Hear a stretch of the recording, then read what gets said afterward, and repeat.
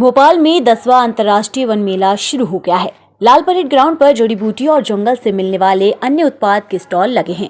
करीब 50 वैद्य निःशुल्क उपचार कर रहे हैं। भोपाल में 10वां अंतर्राष्ट्रीय वन मेला शुरू हो गया है। लाल परेड ग्राउंड पर जड़ी बूटी और जंगल से मिलने वाले अन्य उत्पाद के स्टॉल लगे हैं। करीब 50 वैद्य निःशुल्क उपचार कर रहे हैं। वहीं मेला 23 दिसंबर तक चलेगा। 19 दिसंबर को स्टैंड अप कॉमेडियन एहसान कुरैशी का शो भी होगा। ये 7 दिवसीय अंतर्राष्ट्रीय वन मेला इस बार महिला सशक्तिकरण को समर्पित किया गया है। मेले की थीम लघु वनोपज से महिला सशक्तिकरण रखी गई है। इस मेले में 300 स्टॉल लगाए गए हैं। इसका शुभारंभ राज्यपाल मंगूभाई पटेल और मुख्यमंत्री डॉक्टर मोहन यादव ने शाम को किया। ये होंगे आयोजन। इस वन मेले में प्रदेश भर से 50 से अधिक पारंपरिक वेद निःशुल्क उपचार करेंगे। वन मेले में बुधवार को लोक गायिका मालिनी अवस्थी प्रस्तुति देंगी। मालिनी अवधि मुंदेली और भोजपुरी में गाती हैं। 19 दिसंबर को हास्य कलाकार एहसान कुरैशी का शो भी होगा। 20 दिसंबर को सूफी बैंड की प्रस्तुति होगी। 21 दिसंबर को डांस सोलो और ऑर्केस्ट्रा का कार्यक्रम होगा। 22 दिसंबर को फैंसी ड्रेस सोलो एक्टिंग एक शाम वन विभाग के नाम कार्यक्रम होगा। 23 दिसंबर को समापन समारोह आयोजित किया जाएगा। कि इस अवसर पर आप सभी से मिलना हुआ बहुत आनंद की मेरे लिए घड़ी है।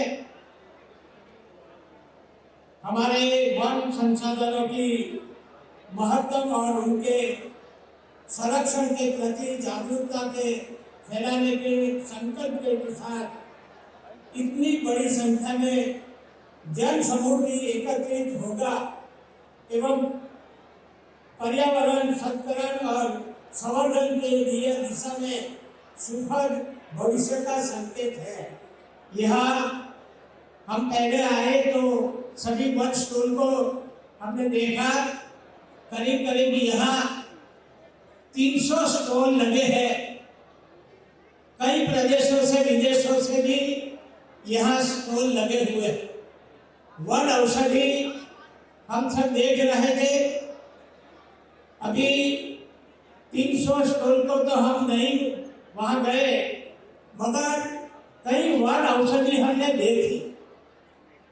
हमने देखा आप सभी तो यहाँ बेचने आए, आपको तो मालूम है, मगर जो यहाँ भोपाल की जो प्रजा है उसको उसकी जानकारी नहीं है।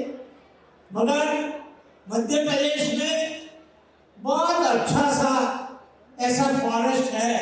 प्रसन्नता है यशस्वी प्रधानमंत्री के द्वारा मध्य प्रदेश और राजस्थान को लेकर के ये भारत का नहीं दुनिया का हमारे लिए नदी जोड़ो अभियान की पहली शुरुआत हुई, जिसमें मध्य प्रदेश के 11 ज़िले और राजस्थान के 21 ज़िले, दोनों ज़िलों को मिलाकर के लगभग 6.5 लाख हेक्टेयर ज़मीन का तो हमारा सिंचित रकबा बढ़ेगा और पीने के पानी की व्यवस्था 11 ज़िलों के अंदर कई सारे गांवों के अंदर ही बड़ी सौगात मिलेगी।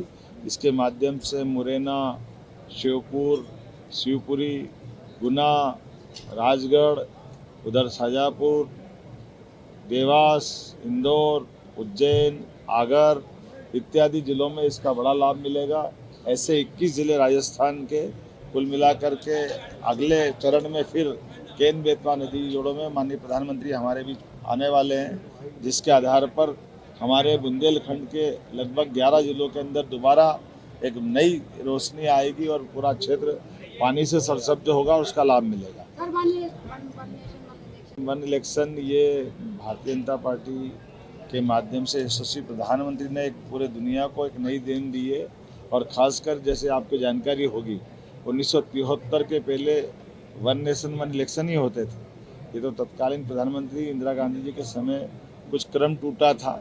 आप याद करना कि 11 करोड़ में हमारे पहले लोकसभा के चुनाव सभी विधानसभा सहित हुए थे, लेकिन बाद के क्रम में आज की स्थिति में 30,000 करोड़ का खर्चा लग रहा है और फिर भी पूरे साल चुनाव चलते रहते हैं। ऐसे में वन नेशन वन इलेक्शन के आधार पर एक साथ चुनाव हो जाने से न केवल धन की राशि बचेगी बल्कि विकास के लिए भी पूरा 5 साल मिलेगा। ये अच्छा प्रस्ताव है और अभी तो ये इसकी अगले चरण की कई सारी शुरुआत हुई है। माननीय प्रधानमंत्री जी ने आज जिस ढंग से अपनी बात कैबिनेट के बाद इस प्रस्ताव को संसद तक पहुंचाया है, उम्मीद करेंगे जल्दी से जल्दी पास होकर के आने वाले लोकसभा विधानसभा चुनाव में ये अपने देश में लागू हो जाए।